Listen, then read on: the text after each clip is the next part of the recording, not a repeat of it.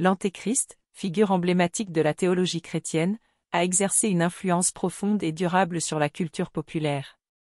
Depuis des siècles, cette entité mythique a inspiré des œuvres littéraires, cinématographiques, musicales et artistiques, reflétant les angoisses, les espoirs et les peurs de l'humanité. Dans ce discours, nous allons explorer les différentes facettes de l'influence de l'Antéchrist dans la culture populaire, de la littérature aux médias modernes. Tout d'abord, il est essentiel de comprendre les origines de la figure de l'Antéchrist.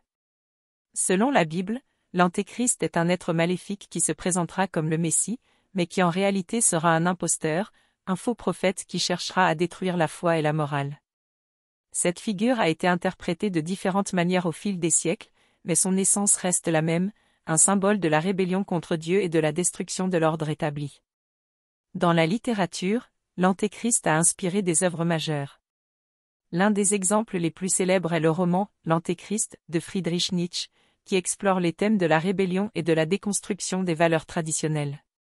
Nietzsche voit l'Antéchrist comme un symbole de la libération de l'humanité des chaînes de la morale et de la religion.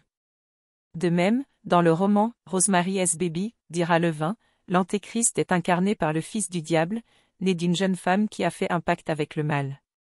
Au cinéma, l'Antéchrist a été représenté de manières diverses. Dans le film « L'enfant du diable » 1968, réalisé par Roman Polanski, l'Antéchrist est incarné par le fils d'une jeune femme qui a fait un pacte avec le diable. De même, dans le film « La dernière prophétie » 1995, réalisé par Peter Iams, l'Antéchrist est un être surnaturel qui cherche à détruire le monde. Ces films reflètent les angoisses de la société face à la possibilité d'une catastrophe apocalyptique. Dans la musique, l'Antéchrist a inspiré des artistes tels que Black Sabbath, qui ont écrit des chansons comme Black Sabbath et Iron Man, qui évoquent la figure de l'Antéchrist. De même, des groupes de heavy metal comme Iron Maiden et Judas Priest ont écrit des chansons qui font référence à l'Antéchrist.